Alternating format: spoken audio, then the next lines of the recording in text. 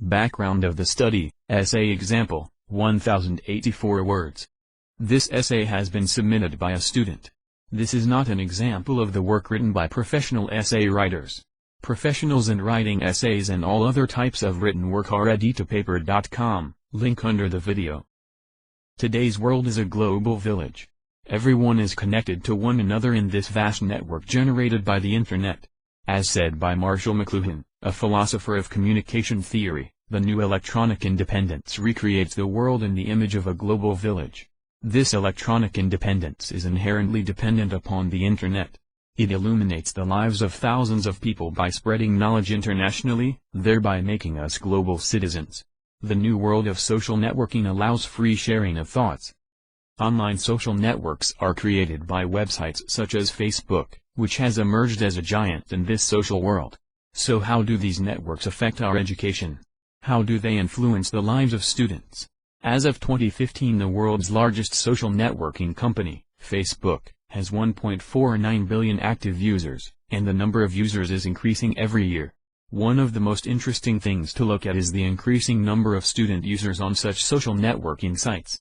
As per the survey conducted by Pew Research Center, 72% of high school and 78% of college students spend time on Facebook, Twitter, Instagram, etc. These numbers indicate how much the student community is involved in this virtual world of social networking. Actually, many reasons exist that explain why students love to spend time socializing. Firstly, social networks provide them the freedom to do whatever they want, to upload what they want and talk to whom they want. They like to make new friends and comment on the lives of different people. Students can create other online identities that the real world does not allow. The freedom it gives them to act just by sitting in front of a computer enthralls them, and they then demand more freedom. Never before has it been so easy for young minds to create a digital image of their actions through such a spontaneous medium. But this has a darker side that has gained the attention of many parents, and even eminent psychologists, all over the world. One of the biggest problems is the identity crisis constant social networking produces. As said by Professor Shyam Sundar, a renowned researcher at Penn State, the types of actions users take and the kinds of information they are adding to their profiles are a reflection of their identities. Many psychologists are worried about the identity crisis that our present generation may face today. The lives of people, especially students, are largely influenced by what is posted by other people on their profiles. The habits that students learn are decided more by what their friends do and less by the teachings of parents or professors. Students have become prone to frequent fluctuations in mood and self-control.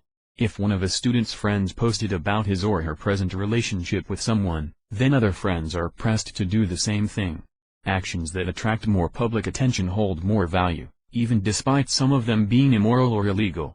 We even see that many students are worried about their looks, and so they always try to upload nicer pictures than their friends. A recent survey has stated that whenever someone uploads a profile picture, it immediately affects the moods of friends. It often produces stress, anxiety or fear about their identities as people.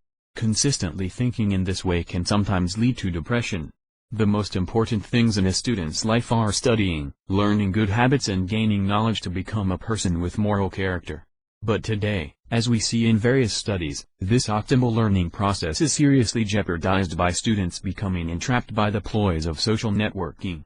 Students neglect their studies by spending time on social networking websites rather than studying or interacting with people in person.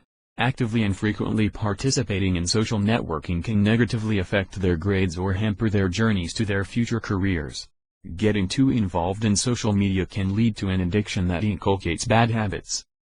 Students prefer to chat with friends for hours, and this leads to a waste of time that could have been used for studying, playing or learning new skills.